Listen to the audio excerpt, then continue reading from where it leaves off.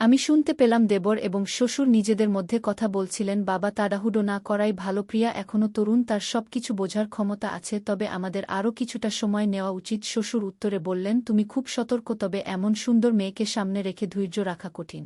এই কথাগুলো শুনে আমি বেশ অস্বস্তি বোধ করতে লাগলাম, কিছু বুঝে উঠতে পারছিলাম না, কিন্তু জেন শরীর অসাড় হয়ে আসছিল। তারা রুম থেকে বেরোনোর আগেই আমি তাড়াতাড়ি নিজের রুমে ফিরে এলাম। কিছুক্ষণ পর তারা আমার রুমে এসে, আমার গল্পগুলো তোমরা শুনো, কিন্তু সাবস্ক্রাইব করো না দয়া করে। গল্পগুলো ভালো লাগলে ভিডিওটি লাইক, শেয়ার এবং চ্যানেলটি সাবস্ক্রাইব করো প্লিজ। আমি এমন একটি বাড়িতে বিয়ে হয় যেখানে লোকজন ছিল না। ছোটবেলায় আমি দেখতে সুন্দর এবং আকর্ষণীয় ছিলাম। যখন আমার বয়স এক বছর ছিল তখন থেকেই মানুষ আমার সৌন্দর্য নিয়ে কথা বলতো। যখন আমার বয়স 8, আমার বিয়ে হলো। বিয়ের পর প্রথম রাতেই আমার স্বামী তার কাজের কারণে শহরে চলে যায়। আমি তখন একা ছিলাম, আর সেদিন রাতে ঘুম থেকে উঠে দেখি আমার ঘরের বাথরুম থেকে আমার শ্বশুর বের হচ্ছেন। এটা দেখে আমি কিছুটা অস্বস্তি বোধ করি, তবে আমি তখন কিছু বলিনি। আমার স্বামী শহরে যাওয়ার পর বাড়িতে শুধু আমি, আমার শ্বশুর এবং আমার 2 বছর বয়সী দেবর ছিলাম। আমরা তিনজনই বাড়িতে ছিলাম, আর সেই পরিস্থিতিতে নিজেকে একটু অপ্রস্তুত মনে হচ্ছিল। এই ধরনের পরিবেশে নিজেকে সামলে নেওয়া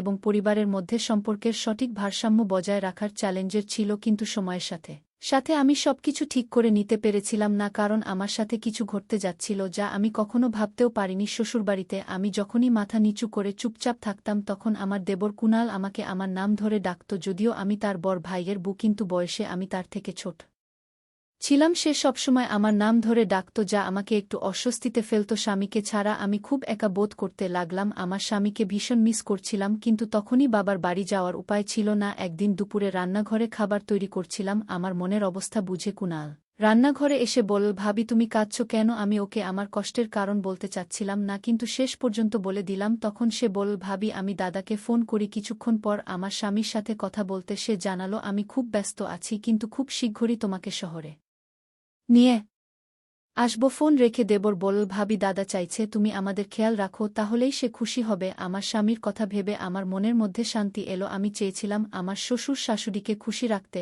আর সেই মুহূর্তে আমার মুখে এক ধরনের প্রশান্তি ফুটে উঠল। পাশে থাকা কুনাল বল, ভাবি যদি কিছু মন খারাপ হয় আমাকে বলো, লজ্জা পেও না। ও ছিল খুবই সরল। দেবর মাঝে মাঝে আমাকে ভাবি বলে ডাকত, কিন্তু ধীরে ধীরে আমি তার সাথে কথা বলতে শুরু করলাম, কারণ তখনও আমার শ্বশুরের সাথে বিশেষভাবে কথা হয়নি। এক সন্ধ্যায় শ্বশুর যখন বাড়িতে ফিরলেন, তার জামাকাপড় ময়লা ও কাদায় ঢেকে গিয়েছিল।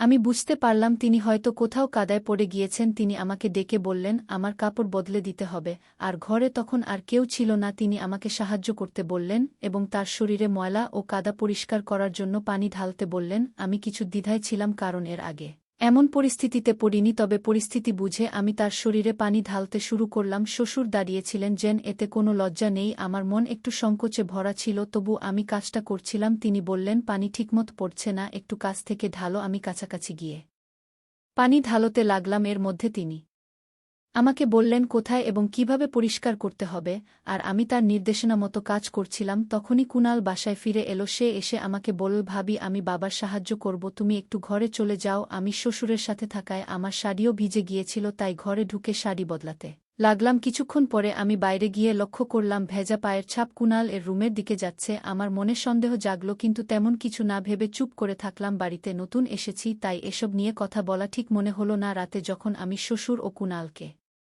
খাবার পরিবেশন করছিলাম, শ্বশুর হঠাৎ আমার হাত ধরে বললেন, তুমি এখন এই বাড়ির একজন গুরুত্বপূর্ণ সদস্য, আমাদের সাথেই বসে খাও। আমার খাওয়া শেষ হওয়ার পর শ্বশুর আমাকে হেসে বললেন, বৌমা কবে দাদা বানাবে আমাকে? আমি তো খুব দ্রুত এই বাড়িতে নাতির হাসি শুনতে চাই। তার কথায় আমি একটু অপ্রস্তুত হয়ে গেলাম, কারণ আমার স্বামী তখন বাড়িতে ছিল না। মনে মনে ভাবলাম হয়তো আমার স্বামী আর শ্বশুরের মধ্যে কিছু আলোচনা হয়েছে, আর শ্বশুর তার নাতি নিয়ে ইঙ্গিত দিচ্ছেন, যার মানে আমার স্বামী শীঘ্রই ফিরে আসবে। আমার ধারণা ছিল হয়তো আমার স্বামী সুনীল আমাকে সারপ্রাইজ দিতে চাইছে, আর শ্বশুর সরাসরি না বলে ঘুরিয়ে কথা বলছেন। তবে শ্বশুর আর কিছু না বলায় আমি তাকে কোনো প্রশ্ন করিনি। রাতের খাবারের পরে শ্বশুর আমাকে তার ঘরে ডেকে বললেন তার পায়ে তেল মালিশ করে দিতে। আমি তার ঘরে গিয়ে দেখি তিনি হাঁটু পর্যন্ত প্যান্ট গুটিয়ে বসে আছেন।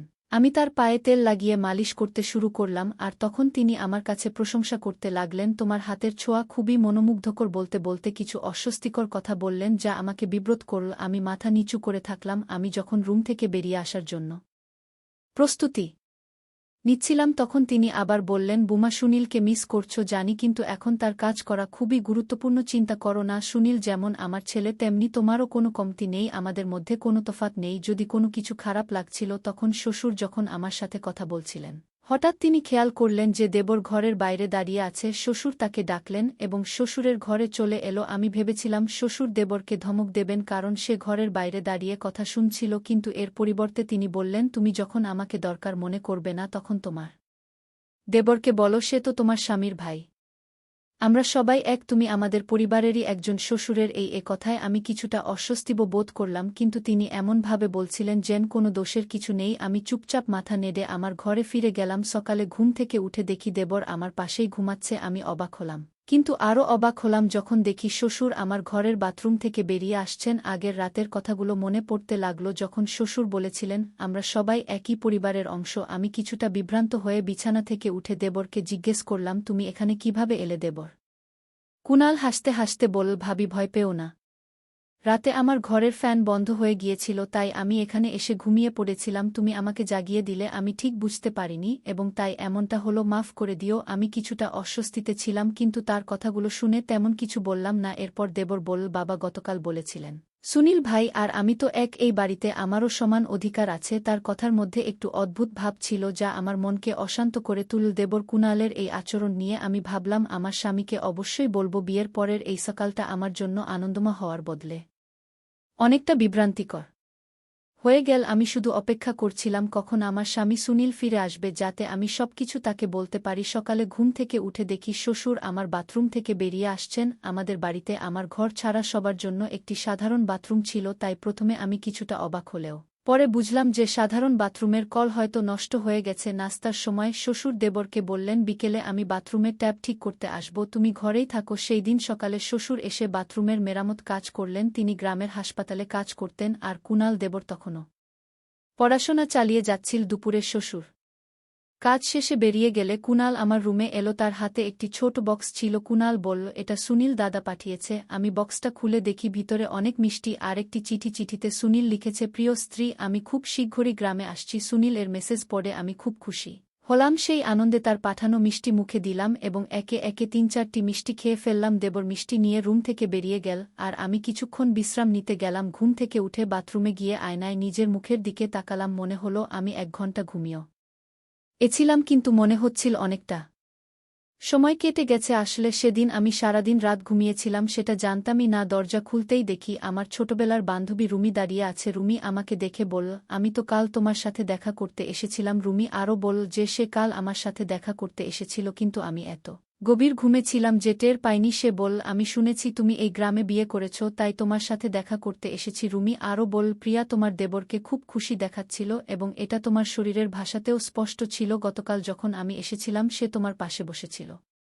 তোমার স্বাস্থ্য আগের চেয়ে ভালো দেখাচ্ছে। রুমি আমার দেবরকে আমার স্বামী মনে করেছিল। আমি কিছুটা বিভ্রান্ত হয়ে রুমিকে জিজ্ঞেস করলাম, তুমি কাকে আমার স্বামী ভেবেছ? রুমি বলল, তোমার ঘরে যে লোকটি তোমার খাটে বসেছিল, আমি তো তাকে জামাই ভেবেছিলাম। তার নাম কুনাল, তাই না? আমি হেসে বললাম, না, কুনাল আমার স্বামী নয়, সে আমার দেবর। আমার স্বামী সুনীল শহরে কাজ করে এবং শীঘ্রই ফিরে আসবে। রুমিরোর মুখে একটু অস্বস্তি দেখা গেল। সে বলল, তোমার স্বামী যখন শহরে থাকে তখন তুমি শ্বশুরবাড়িতে একা কিভাবে থাকো? তোমার মতো মেয়ের একা থাকা উচিত নয়। যত তাড়াতাড়ি সম্ভব তোমার স্বামীর সাথে শহরে চলে যাও। তার কথাগুলো আমাকে কিছুটা চিন্তায় ফেল। রুমির কথা কিছুটা সঠিক ছিল। আমি ধীরে ধীরে বুঝতে পারছিলাম যে বাড়িতে একা থাকাটা আর নিরাপদ মনে হচ্ছে না। প্রতিদিনের সাধারণ কথাগুলো এখন অন্য ইঙ্গিত দিচ্ছিল। আমি যে এত গভীর ঘুমিয়েছিলাম সেটা নিয়েও একটু অস্বস্তি লাগছিল। রুমি তার স্বাভাবিক হাসি খুশি মেজাজে আমার সাথে মজা করতে করতে বলল, তোমার স্বামীর নিশ্চয়ই মোবাইল আছে এবং সে সোশ্যাল মিডিয়াতেও থাকবে। আমি বললাম, আমি এসব কিছু জানি না, আমার নিজেরও মোবাইল নেই। রুমি তখন বলল, তাহলে আমি তোমার স্বামীর নাম সোশ্যাল মিডিয়ায় খুঁজে দেখব। সে তার ফোনে কিছুক্ষণ সার্চ করে সুনীল এর বেশ কয়েকটি ছবি পেল। ছবি দেখে রুমি খুশি হয়ে বাড়ি চলে গেল। রুমি ছোটবেলা থেকেই খুব শিক্ষিত এবং তার বাবা মা তাকে ভালো শিক্ষা দিয়েছেন। রুমি তার মামার বাড়িতে চলে গেল আর শ্বশুর ও দেবর কুনাল আচমকায় আমার সাথে একটু দূরত্ব বজায় রাখতে শুরু করল। রাতের খাবারের পরে শ্বশুর কুনালকে তার ঘরে ডাকলেন এবং কুনাল দ্বিধা না করে সেখানে চলে গেল। কেন জানি না, কিন্তু আমার মনে কৌতূহল জাগল তাদের কথোপকথন শুনতে। আমি ধীরে ধীরে শ্বশুরের ঘরের দিকে এগিয়ে গেলাম আমি শুনতে পেলাম দেবর এবং শ্বশুর নিজেদের মধ্যে কথা বলছিলেন বাবা তাড়াহুড়ো না করাই ভালো প্রিয়া এখনও তরুণ তার সবকিছু বোঝার ক্ষমতা আছে।